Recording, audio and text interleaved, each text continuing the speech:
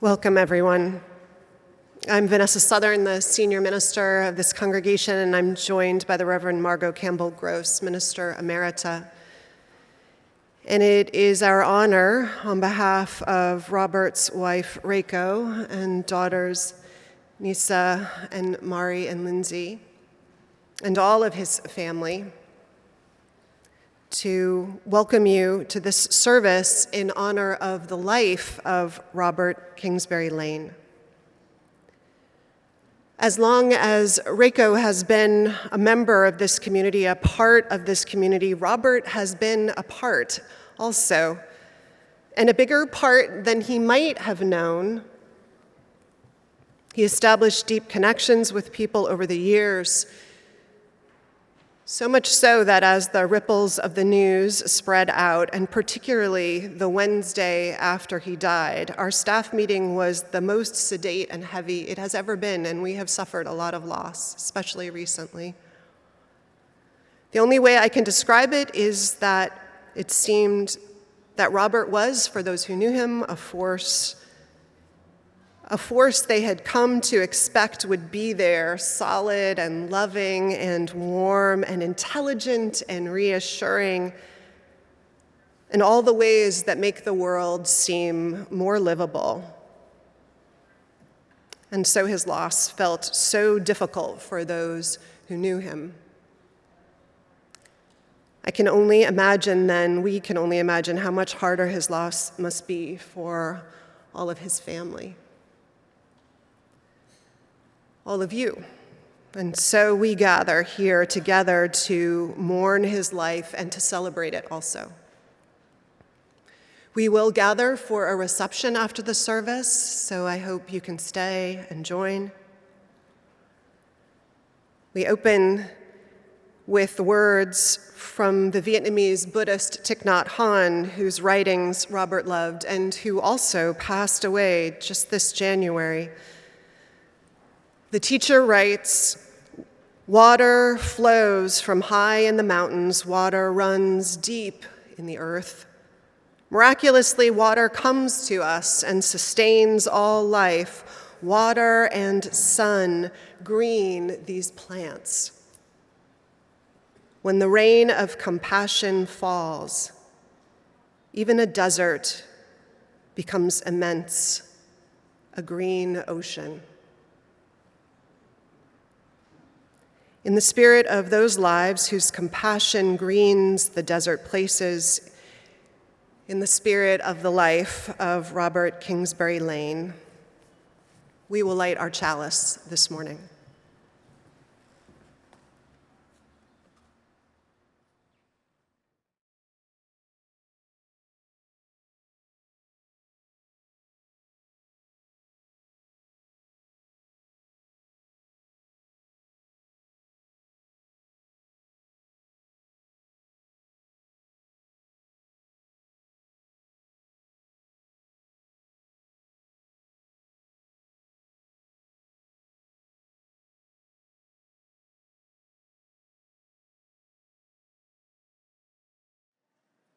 This is a richer universe than any of us dream.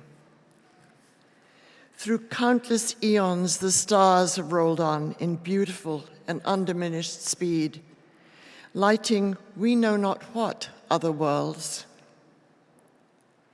Here on Earth, the seasons have revolved for centuries, and Earth too has known her ice ages. Yet seeds have not failed. Life has survived, richer for all that is past. And winter yields to spring with her priceless wealth of herb and flower. Loveliest of Earth's flowers is the undying spirit of humanity. It may be that beyond the seen there lies a still vaster, unseen world.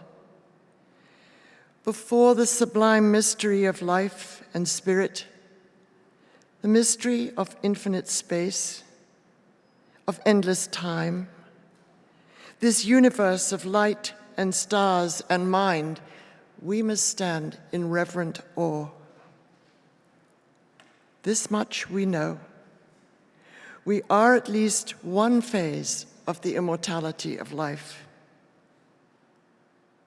Like flowers on the river's edge, we bud and bloom, unfold our season of usefulness and beauty, and scatter our treasures to the wind, bequeath the promise to the future. Meanwhile, the mighty stream of life flows on to infinite new beginnings, rich and increasing, of beauty and joy and love. And in this mighty stream, we too flow on, not lost, but eternally significant. The path of life leads from our dawning until the setting of the sun, and each of us must walk that path, bring what it will, until it ends. Some will walk narrowly, fearfully, and selfishly. But there are others who give of themselves fully, carrying with them a dedication to integrity, individual excellence, and beauty. Such a soul was Bob. So much so that even as we gather to remember him, we are powered first and foremost by the spirit of Bob's life, the spirit of freedom, the spirit of adventure, the spirit of love.